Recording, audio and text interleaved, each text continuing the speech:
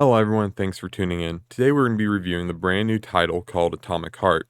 The game was released on PC for $60, while it was listed at $70 for both the Xbox and PlayStation consoles. However, you'll be able to play Atomic Heart for free as long as you own Game Pass for Xbox. By the end of the video, we will have gone over what the game is, the positives, the negatives, controversy, and most importantly, the rating. Do not worry about spoilers as I will provide a non-spoiler review.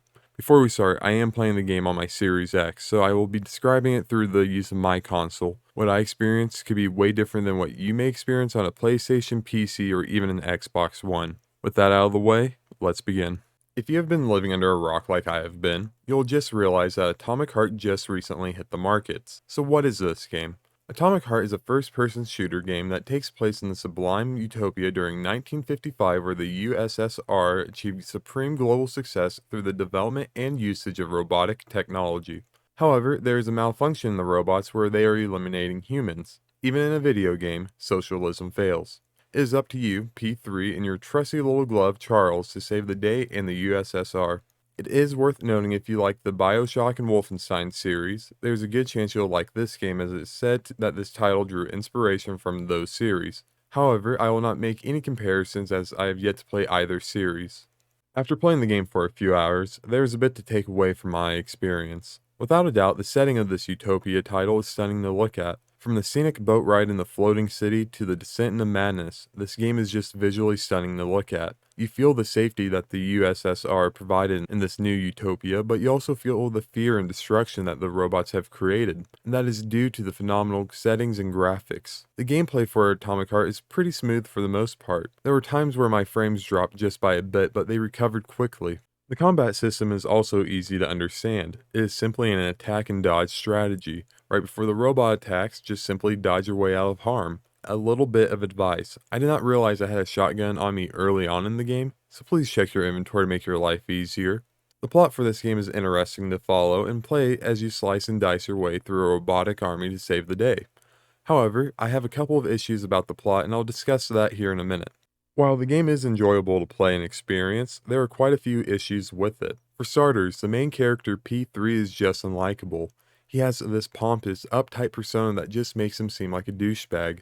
Don't get me wrong, there are characters who are great at being anti-heroes, such as Arthur Morgan, Geralt of Rivia, and Trevor Phillips. But P3 fails to provide a likable trait unlike those listed characters. P3 also has dialogue like a teenager trying to assert himself as the alpha male of the group. For example, there's a scene where P3 and the glove, Charles, were having a conversation about respect. When Charles asked P3 about if there was anyone who he respected, P3 channeled his inner Chad and said, "Respect is earned. The doctor saved my life on that operating table, but everyone else has to earn it." My brother in Christ, you can quit watching Charisma on Command and Andrew Tate clips. You're better than this. Throughout the game, P3 will provide snarky attempts at humor that just fails to hit. It is a shame that P3 is unlikable as this is the only character that players will use for the next 25 hours as they play the story.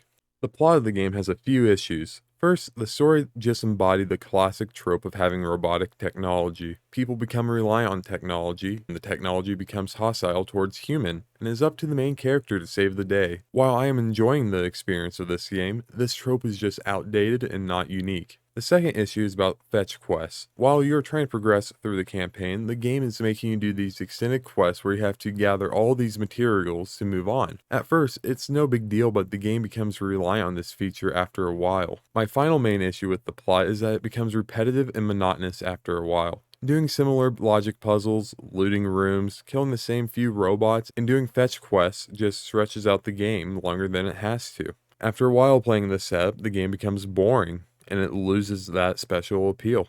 Now that we have covered the positives and negatives, let's look into the controversies that are surrounding this title. For a while now, and just recently, the game and studio has been the center of many controversies. The first controversy is that Mundfish, the creators of Atomic Heart, is selling user data and information to Russian state authorities. However, Mundfish has denied that they are doing such acts and that the website's privacy statement is outdated, wrong, and should have been removed years ago. Besides the concern that your information may be revealed without your consent, an issue of this is that the transaction of your information would be going towards Russia, who are in a conflict with Ukraine. This brings us to our second controversy. Ukraine is wanting companies like Sony, Microsoft, and Valve to remove the title from its country in order to prevent supporting the Russians. Munfish's background is in question as there is a speculation that the company is founded and sponsored by the Russians. In an article from the Escapist magazine, which I'll link down below, mentions that many of the publishers and investors of the gaming company are intertwined with the Russian government. The company was founded in Moscow and is now located in Cyprus. However, the company has not been directly forward with their stance on where support comes from, nor where they stand with the war. Munfish released a brief statement in January stating that they are a pro-peace company that is focused on innovation and does not comment on politics or religion. However, due to the vague answer, no one is quite sure where to stand with the company. The final controversy is that there was a racist cartoon that was playing during one of the missions. Munfish has already released a statement and apologized for the insensitive content. As a result, the company plans on making changes to revise their errors. Though Munfish and Atomic Heart are facing many controversies right now, it is up to you to decide how you want to handle it. If you feel you may be supporting a war by playing this game, then that is your moral decision to make. Only you can make the right choice. If you want to make a more informed decision, I will have more articles linked down below. Atomic Heart had the potential of being a great game, but due to the decent plot, unlikable protagonists, and the controversies surrounding the title, the game's outcome fell short. Although I am a bit critical on some aspects of the game, I still think this is a fun title to play nonetheless. I would give Atomic Heart a solid 7 out of 10. Thank you all for making it this far. I hope that this video can provide an idea of what this game offers. If you have any thoughts about the game or video, please leave a comment down below, and I'll get back to you as soon as possible. Thanks for watching, and as always, take care.